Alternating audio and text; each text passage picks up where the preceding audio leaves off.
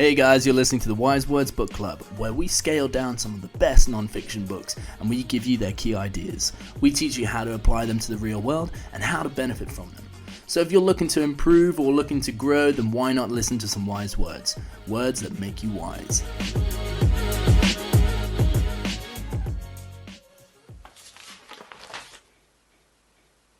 Alright, so this is Atomic Habits. I think this is a great book to start out, especially in this kind of area, purely because If only people knew we just spoke for about 20 minutes. 20 minutes, felt like half without recording. about this book and then forgot to press record. And mate, we're making so many good points as well. I love So it. many good Great. points. Such good points that 1 million people would have subscribed straight away. I guess they'll never know now, you know? So I think basically this book I love. It's very simplistic. It's very easy to follow. And I think it can make a massive difference to like your life and how you experience it. I put it on like par with kind of the subtle art of not giving a fuck in terms of like, if you're breaking into these kind of self-help books, then it's a perfect one to start out with. James Clear, like you said in our previous recording, he is lack of recording. He is a blogger, which means that he does have to condense things down, which means that he does have to break the sort of fundamental ideas and put them very neatly.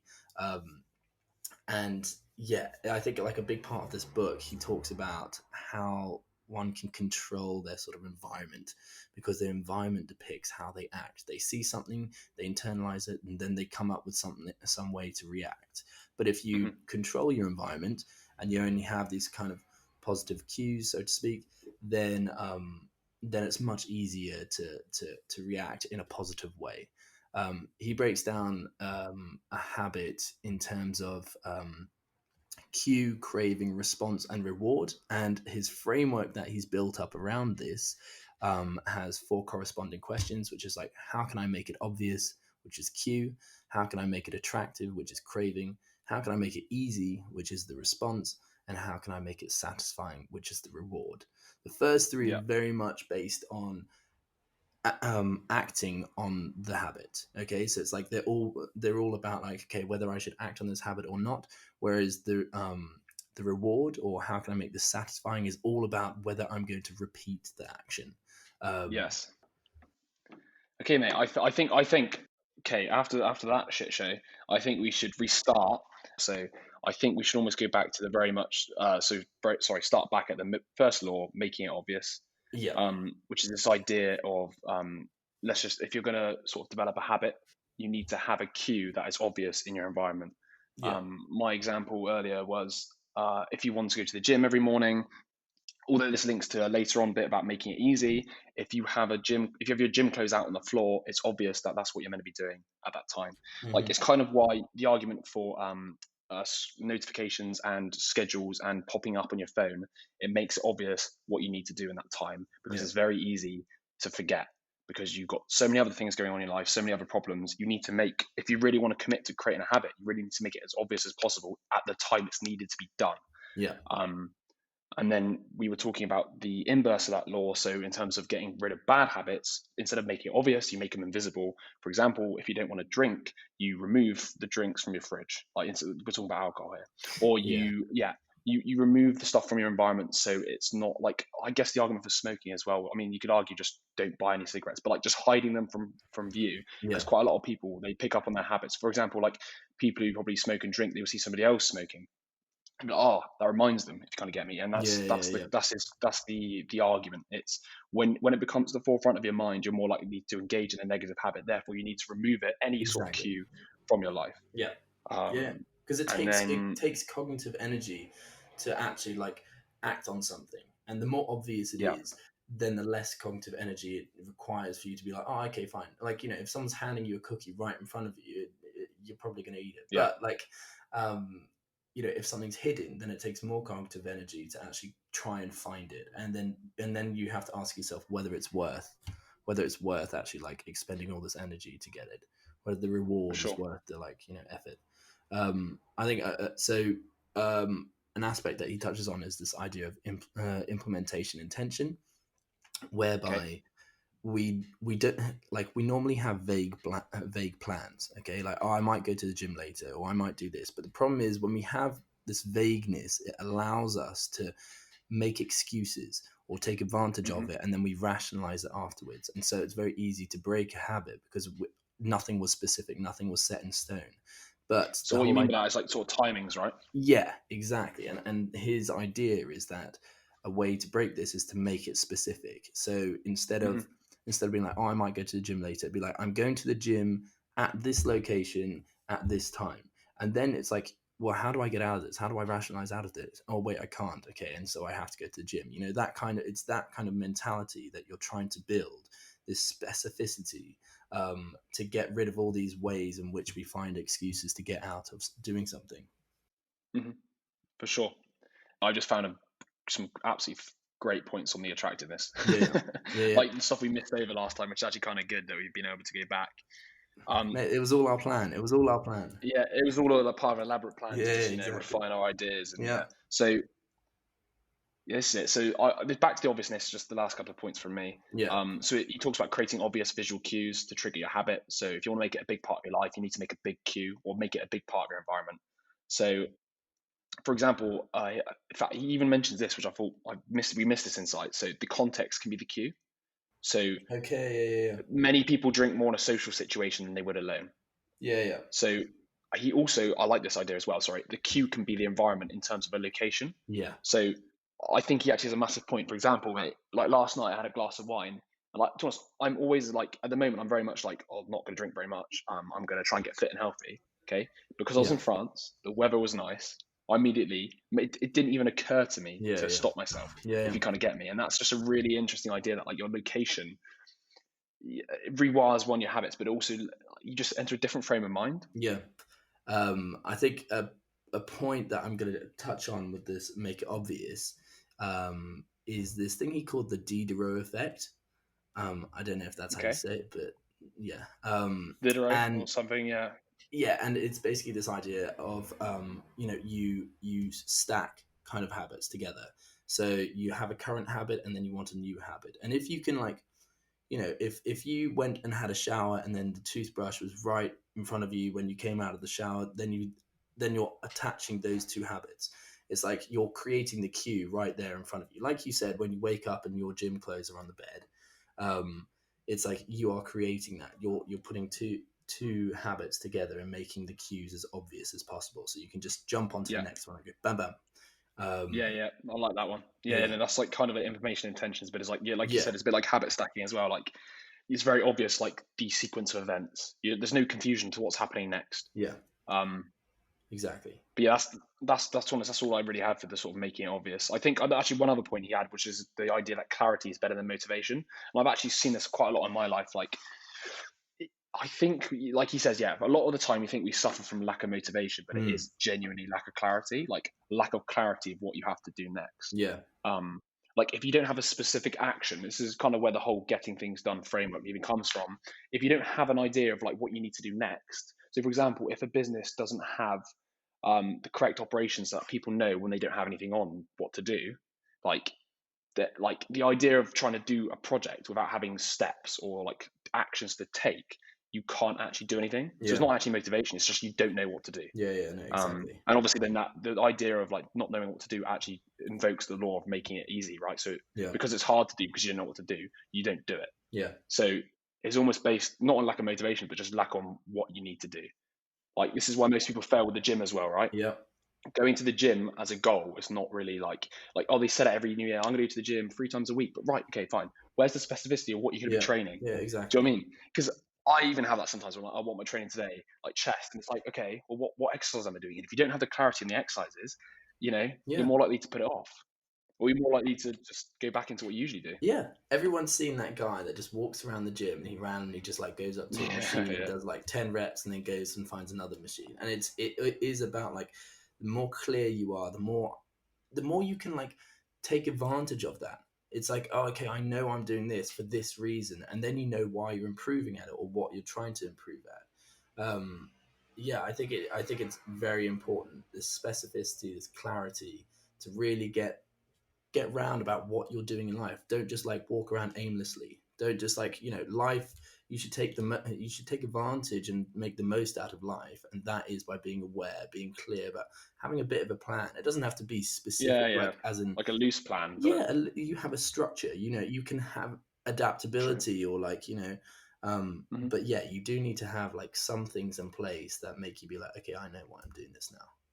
Sure. Yeah, no. I think last thing I'll touch on is when we were talking about the hiding of certain cues. Um, Okay, yeah. he talks about self control and how self control is like, it's a short term thing. You have like a certain amount of energy that you can give to self control, but once you've used that up, if you're constantly given cookies in front of you, there's only so many times that you can say no before you're bound to give in and then say yes to one. And as soon as you do Hmm. that, then you're going down the rabbit hole. And so yeah, you have to hide it. You have to like it can't be in your environment. It really can't, because otherwise it's yeah, exactly. Like they talk about this in terms of addicts and like heroin users, don't they? Hmm. In Afghanistan and places like that, and they're There's people that around. come back and yeah. Yeah, it's very hard to give up drugs if you're constantly in a drug circle. But then as soon as they came Hmm. back, a lot of these people would give it up because it's like, well, where the hell? I have to go out of my way to try and find heroin now. Hmm. I You have to also, you're purposely seek it. reorientated to your environment, right? It's like, it's Exactly. kind of why I think rehab works, because you're taken out of your natural environment. And when you put back in, if you still have the same social systems and same, you know, network, you're very unlikely to get away from it. You almost need to set up a new life somewhere, kind of thing. Yeah, no, exactly. Exactly. All right. Well, then make it attractive.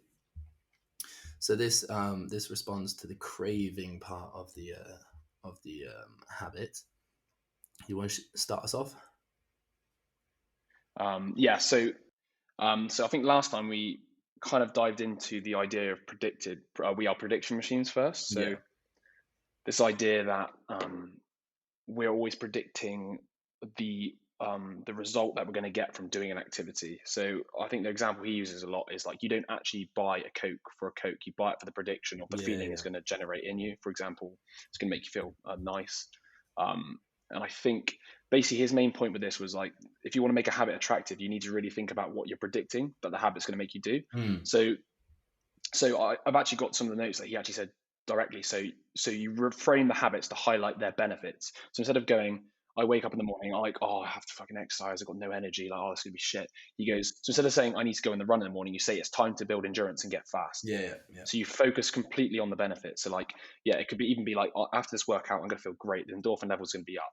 It's the same with like meditation. Okay, right now I'm gonna sit down. It's gonna be boring for like 20 minutes, but after that, I'm gonna have clarity and calmness for the rest of my day. Yeah. And he talks about the idea of like saving money. So instead of seeing it as limiting current means, see it as increasing your future means. Yeah.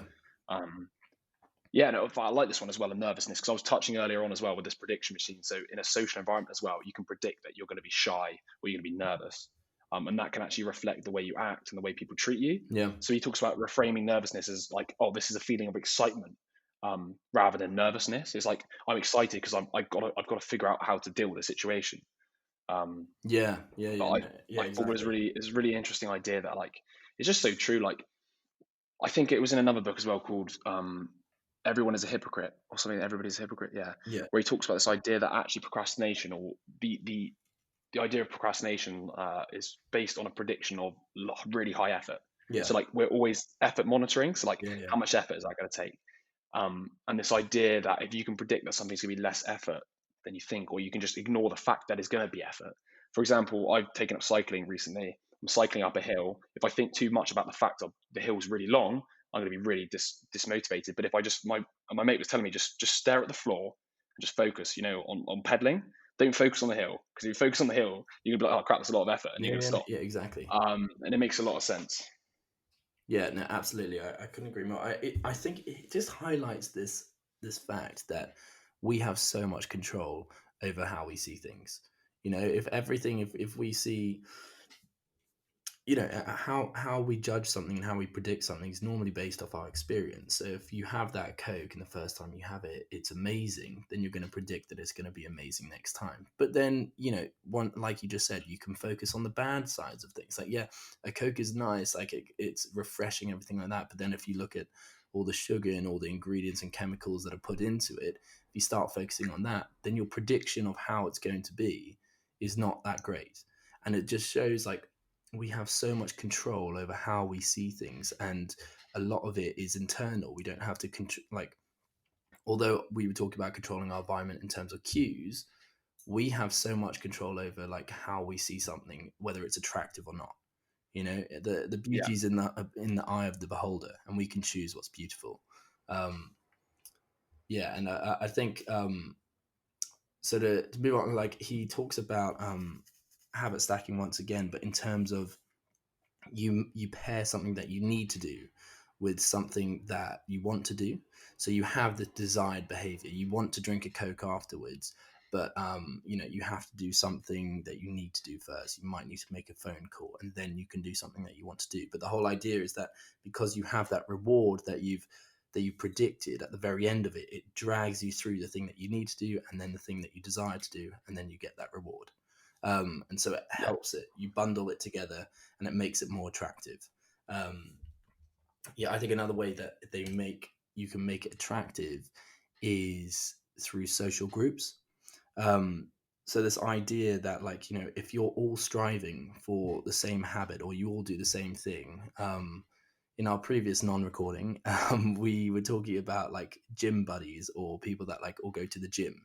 And you Hmm. know, if you're all trying to improve and you've all got the same habits, if you tried to suddenly be like, "Oh no, I'm not going to come to the gym today," you'd have all of them being like, "Oh, come on, mate! Like, don't be pathetic. Come on, you know."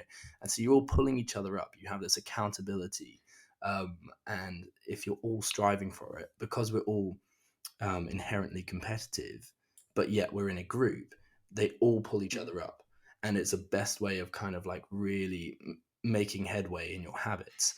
Um, Sure. because you're building this whole like positive reinforcement. You know, you can't fall back on something because your mate's there to pick you up and be like, oh come on, let's go and do this. um Yeah. yeah, I think it makes it more attractive, right, as well, like we were saying earlier, like yeah, and it also makes it painful if you try and skimp because your friends will see that you're skimping, but kind of thing, or like, this is why it relates back to the elephant in the brain, because if you do that, then you're kind of losing social status, you're losing social proof. um and obviously you don't we're all programmed to kind of want those kinds of things. So even if the habit is just means to an ends to get some of that, if you're in a circle of people that also believe in it, it can help it. You know, it can help you improve in social status and those kinds of things, whether you're thinking about it or not. But yeah, yeah. um, I think one of the things I wanted to kind of touch on based on this attractiveness as well is like this idea that actually it's not in the, in the day and age we live in. Actually, it's very hard to go against our biological wiring. So he yeah, talks about the supernormal stimuli. This idea that like junk food drives our reward systems into a frenzy. So like these types of foods and stuff have been designed to be like the ultimate attraction yeah, or yeah, ultimately rewarding, so we want to repeat it. So not only are we actually having to compete with like our effort monitor, our ability to reframe things positively, but we're also competing with our biology. yeah, um, the rewards, his argument is rewards are getting more attractive over time. For example, video games are getting more concentrated, like yeah, no, his idea that rewards are getting more concentrated, so video games are more concentrated form of board games in yeah, terms of yeah. fun and addiction. Same with like sort of Instagram, it's a more highly concentrated version of visual reality, like you know, everything's sort of fake to a degree, and it's our brain wasn't wired for this sort of environment. That yeah, um that's exactly it. I think it's quite hard when we decide whether something is good or bad. But if society is echoing that something is good, and it's normally because it's like, you know, it's literally a product and it makes money and those kinds of things, of course it's going to be good. But I think what we have to do is kind of reassess what's good for us or what habits we want to do, because depending on what our goal is, it may not be good for us and it could be bad for us. And so this control of reframing something and having control over, you know, oh, I'm not going to say do what they think is good and bad. I'm going to assess it myself, and yeah. this can help me get where I want to go. You know. Yeah, I think for me, by the way, that covers everything Yeah. for sort of the Yeah. attractiveness. Well, I think we're back up to date where we were before, we We are realized we weren't indeed. recording. Okay, so this one's probably my favorite, the sort of make it easy thing. Yeah. Just because it's, to me, it's one of the most obvious ways you can change any habit. If you look back at what I was saying earlier about the brain being an effort monitor, Yeah. I think this sort of brings in not only the effort monitor and the predicting of how hard something's going to be, but it also brings into this the idea of clarity as well. Because when something's clear, it's easier. Exactly. And so this, for me, this is like if you want to make the biggest change in your habits, I would say this is for me the biggest focus. Yeah. So an example, yeah. So it's this idea of reducing friction, making something easier to do. For example, like Amazon one button checkout. Like you don't have to fill in your details. It remembers you. Boom, done. Easy. You're more likely to go back to Amazon because it's easier. Yeah. I mean, another example he uses here was like cutting up vegetables in advance of cooking a dinner, Yeah. because if it's already cut up, you're more likely to. So, for example, me personally, I have this quite a lot. I would see vegetables and like you've got like a big stalk of broccoli, you've got I don't know carrots, and you think, oh crap, I'm gonna have to cut that up, and that's just another step. If Yeah. you can reduce that step, then everything's easier, Yeah. and you're more likely to do it. So I just like this idea of like whatever habit it is. I mean, this links back to the training as well. So Mm. you wake up in the morning and your gym clothes are on the floor already. That's making it easy for you. Yeah. One, it's obvious what you need to do, but it's also easy because then all you have to do is put that on Yeah. rather than figure out, oh, what am I going to wear tomorrow? Yeah. So the more decisions you can make now, the better for then acting. And even with the habits, if you got your habits planned out, like what you need to do, it makes it easier. It makes a You've got massive clarity on it. difference. Like even so, if thing is like it's so our brains have like this law of least effort thing where it doesn't like to expend a lot of energy, or it has to be worth it, right? Why we're expending this energy, and it talks about he talks about like neuroplasticity, which means basically the more you do something, the more your brain literally changes, like it physically changes in order to make something easier so it doesn't have to expend as much energy every time you do it. So Yeah, the more you do something, the easier it gets. And that's just like a rule. Okay. So and it becomes, and then as soon as it becomes like super easy, you automate it, and you don't have to be thinking about it so much. So the easier that you can make it from the very beginning, then the sooner you're going to get through that process where you don't even have to think about it anymore, and it's just happening sure. naturally. And then yeah, because realistically, if there is a lot of friction, you're just going to procrastinate. If I see that I've got Yeah. a massive job in front ahead of me to do, it's like, oh, Hmm. okay, well, I have to like physically prepare myself for this, and it's like, it's exhausting. You want to make something as easy as possible, because then that once you've done it, then the next time it's going to be even easier. It's like learning any skill. um, you've got to hit away at it. You've got to really uh, make it as easy as possible when you first start it. Sure. I guess almost as a level of why I think quite an interesting idea of like linking to sort of video games is video games are good at knowing or making it easy to Mm. understand what the goals are or Yeah. easy to understand what progression means to you. Yeah. So the problem with life is you don't really have any measurements that are completely like some people obviously like chase money and that's the measurement they want. Some people chase, I don't know, social status is the measure they want, but they measure themselves in different ways. Whereas with games, they kind of make it very clear to like what progression is Yeah. because they have like a very structured system of like these are the skill point trees or this is the storyline, Yeah. and you kind of know where you stand as you progress. Problem with life is it's so messy. There's no real like actual evidence of progression. Yeah. So what my point here was this idea that if you have a coach or something, they kind of make your life easier or they give you structure to your life to know Yeah. how you're progressing to something. Yeah. So like this is kind of back to the idea of the clarity. Like you need not only clarity on what you're doing, but you also need clarity on how you're going to measure progress to a degree. Yeah. Yeah. So that you know if you're hitting the mark and if you're missing it. Yeah. Exactly. Um, Exactly. I tell you what, going back to like the game thing, the way I kind of see this is, you have a system put in place to make yourself like, act out a habit, but that system needs to almost be like flow like. And when I say mhm. flow like, it needs to, have like no barriers in the way, no hurdles along the way, but it has to be just on the edge of your, like just beyond your skill level, so that it makes you want to get better. There's like this competition element that's at the back of your head. And if you can have that, so this like easy, this ease to it, of completing a habit, and yet with like a tiny bit of difficulty, that's a good kind of difficulty. Do you know what I mean? Like a nice sort of Yeah. competitive element. then it makes you want to do it. It's like, oh, I want to get into my gym clothes to go to the gym. You know, I've done the easy Yeah. stuff where I put the clothes out, but I've got the competitive element at the back of my head and be like, oh, I want to go to the gym because I want to get better, that kind of thing. Um, yeah, I think that's quite important to have, and like you were saying, like games pretty much use that all the time. The whole idea is that you're having this improvement, this feedback constantly. Yeah. Um, Yeah. We actually crave feedback to a degree because it lets us know where we're at. yeah. Um, So I'll touch on something that we didn't touch on at the beginning, is okay. how to change a habit. Um, I think a Okay. lot of people, what they do is they have their identity, they haven't questioned any of their identity, and then basically they try to make these habits to fit in with their identity. But a lot of aspects of our identity could be bad or could be conditioned over time that we haven't actually thought about. And so he talks about how to change a habit.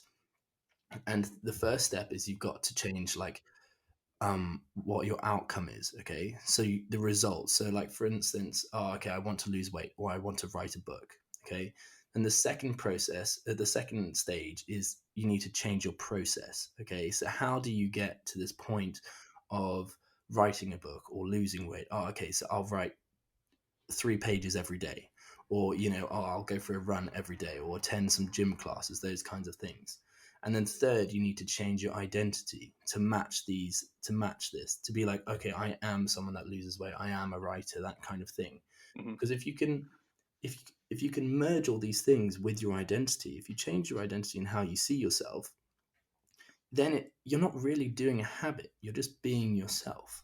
Self. Yeah, I It's get like you. it's so normal. Yeah. Like if you love to cook and you cook all the time, when you go down and you cook Yeah. lunch, it's not like, oh fuck, okay, I have to cook lunch. It's like, no, you're just being yourself, you're doing it because you love to do it. And the problem is people don't change their identity and they try to you know put on all these different habits and everything. Then what happens, I see it, I visualize it like a rubber band, as in, you're making all this improvement in some area, but you haven't actually changed your identity to go with it, and so it suddenly snaps back, and then it's like, oh well, why am I doing this? I don't see myself as that kind of person. But I think you Sure. have to be able to have your identity to be like fluid. It has to change, it's constantly changing. Yeah. Mm. Yeah. Yeah, it's not a I static. think an interesting point as well is like this idea of like you think of the identity of somebody who is the goal you want to be. So like, I think his point was like, let's say you want to learn a language. What would the identity of somebody who's a language learner be? Like, what would they do daily? And like, you almost base your identity on the identity you want to be, and what Yeah, then you reverse engineer what they would be doing daily to be that identity. Like bodybuilder, such a classic one, but going to the gym every day, eating healthy, like, and then you'd have to design your life around that. yeah. But I think once again, another reason, it always goes back down to the clarity of what do you want Yeah, to a exactly. degree. Exactly. What do you want to be? Who do you want to be? Hmm. And I think like, when you watch like a really inspirational film, and then it's like, fuck, I really want to do that. You see like a fighter, and they do all these like martial arts and things like that, and you suddenly get this massive urge, like, wow, I'm really inspired to join a martial arts thing. Well, when you have that inspiration, it's almost like your identity is being like, oh, I want to kind of be like that. But you have to take action straight away, because how many times have we watched these films and then 2, 3 days go past and Yeah, you haven't done the anything, and, inspiration goes and right. it goes. You have to, you know, make it stand up. You make it still stay up. Like, you have to build on it by taking action and then creating these habits. And then once you do that, what happens is you like it so much that it keeps going, and then you've created a system which creates that inspiration, and you don't have to rely on the initial inspiration. Yeah, no, it makes a lot of sense. I've actually, to be honest, I had a point, but it's gone, mate. It's unfortunately it's gone. Well, I think we've pretty much done make it easy. um Yeah.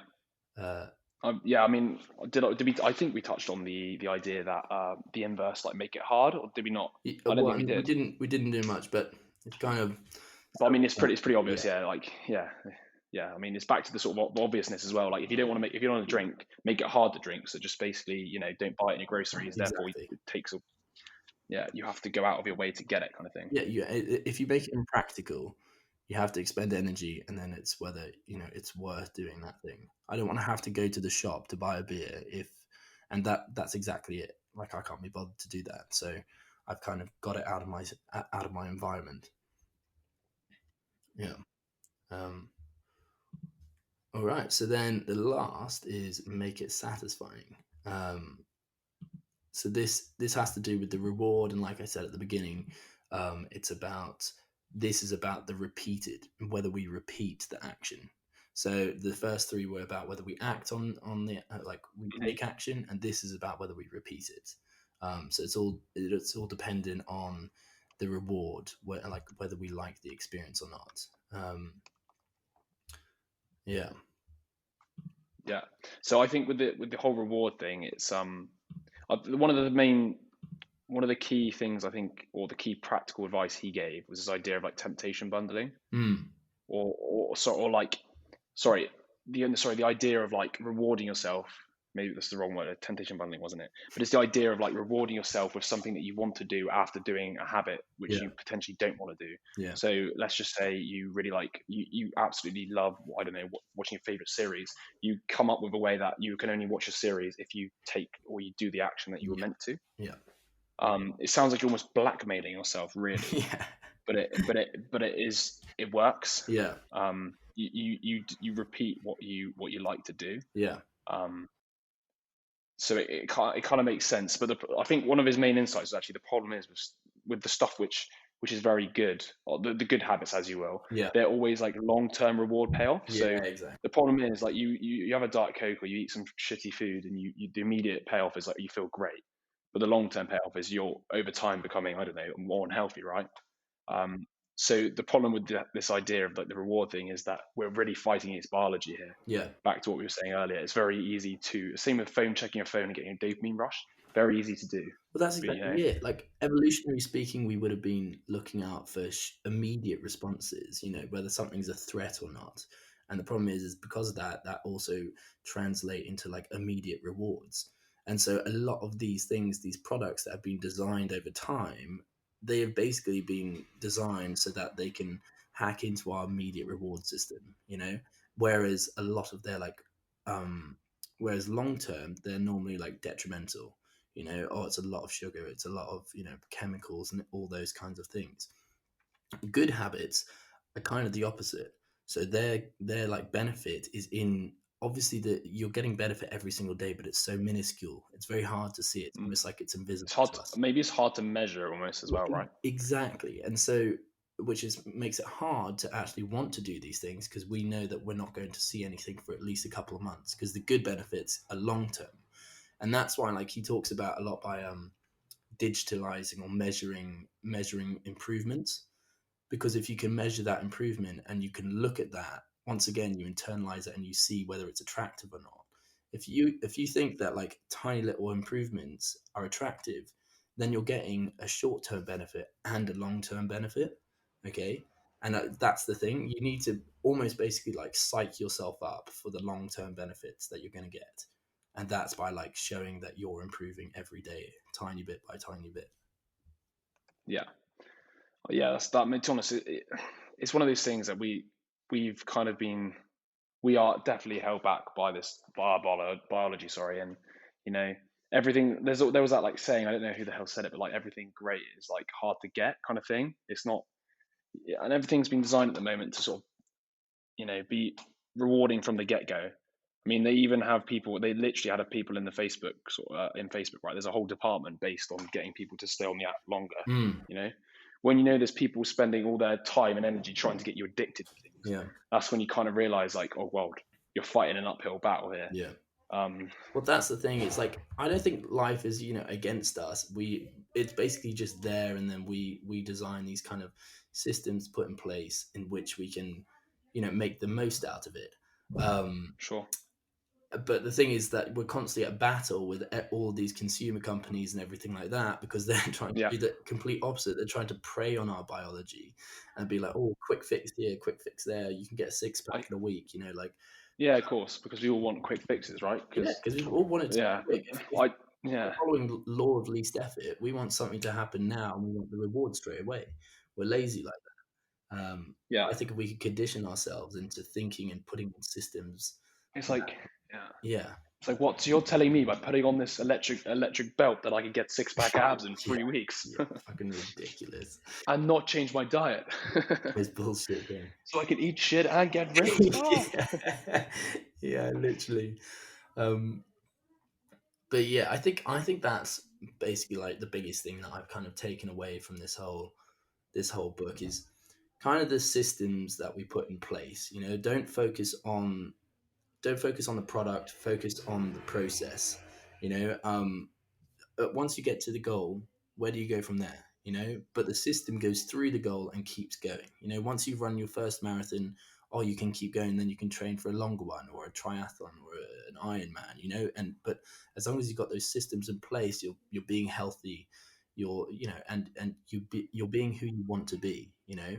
You're actually aligned with the identity that you want to be, rather than just like ignoring changing your identity and then packing on all these habits to make yourself think that you're good, giving yourself the illusion that you are.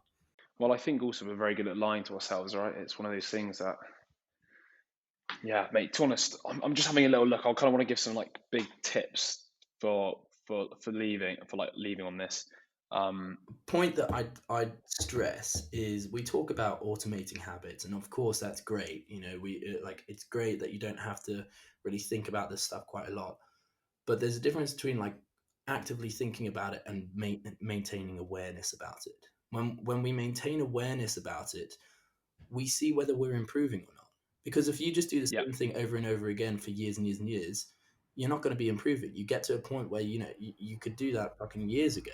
But the whole idea is that you want to. It's like progressive overload. Like we can use the gym as an example because it's very easy to like measure. But progressive overload states like the idea of you being able to do something. Oh, I can lift 60 kilos bench press for 10 reps, and then as soon as that starts to get even a little bit easy, then you pack on a tiny bit more weight, and you're just constantly going above your skill level because you want to push yourself. It's like, how do you step out of that bubble of your skill level and increase it?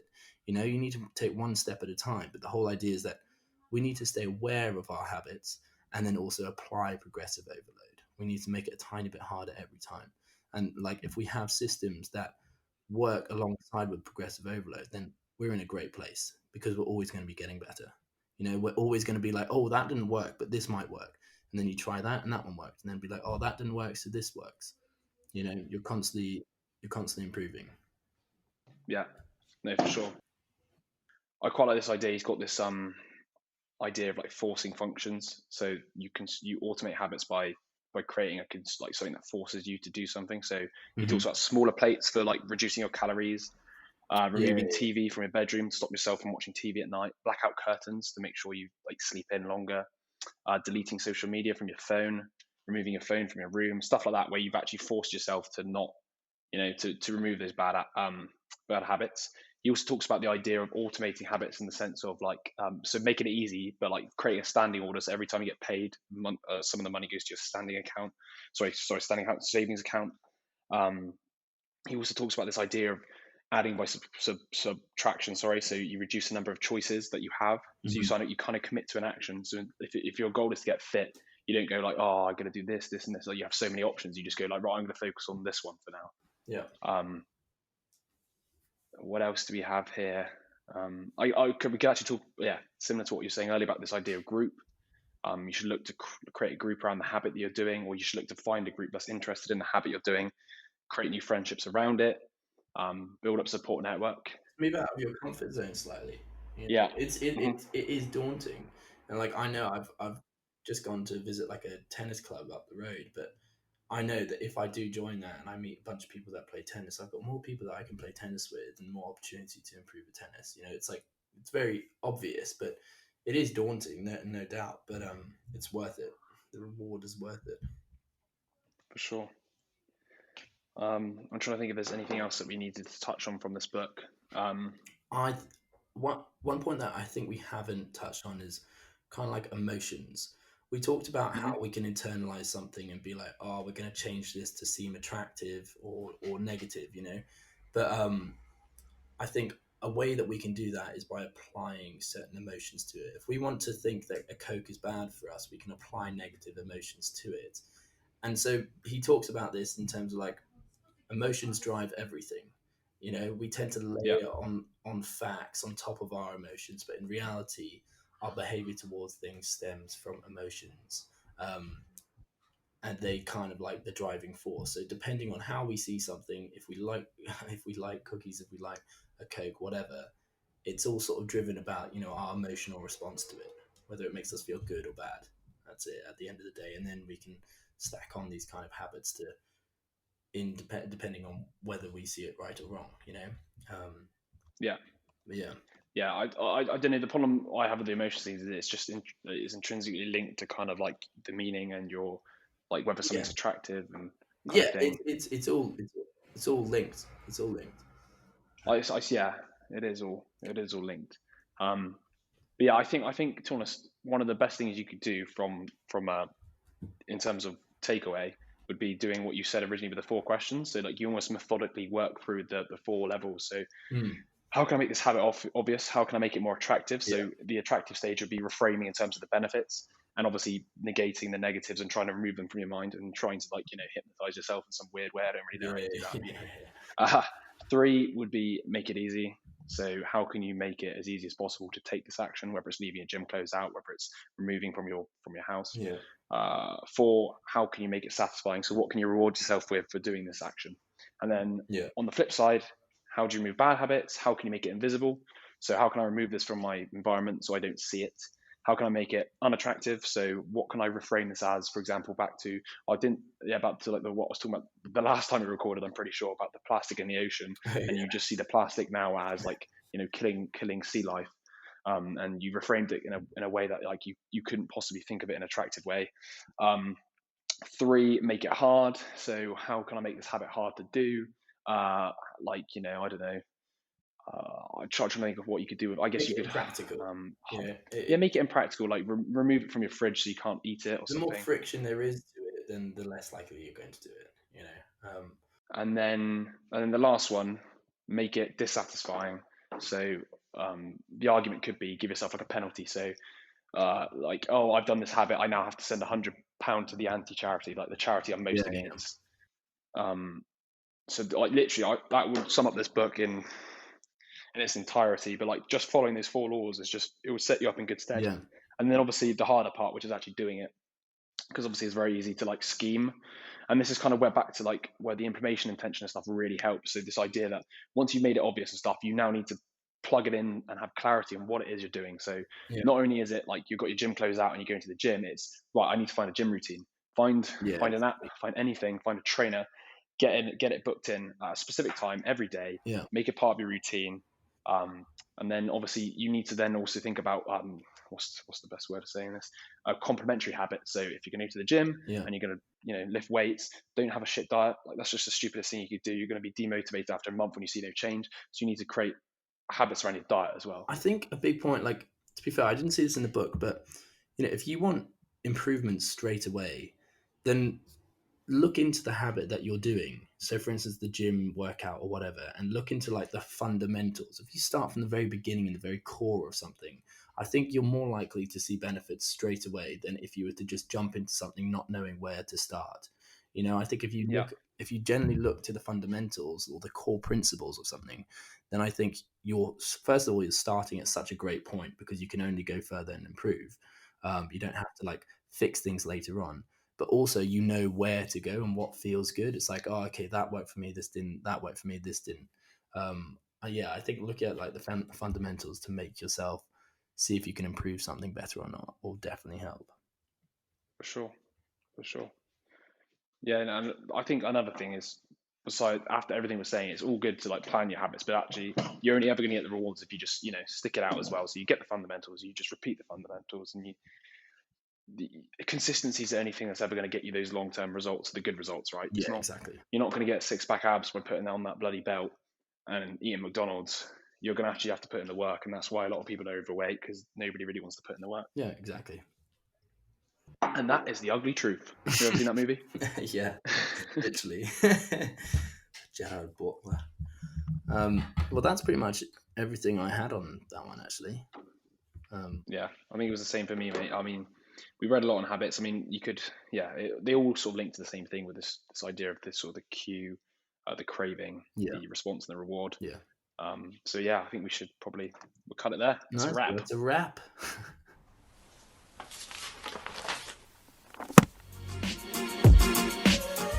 Well, I hope you enjoyed that, guys. If you did, make sure you leave a comment or a review. And if you want to know more about what we do, or you want to read any of our book summaries, head on over to wisewords.blog. And if you feel like staying wise throughout the week, why not follow us on Instagram at wisewordsummaries? I guarantee you'll love what you see. Anyway, guys, until next time, have a good one.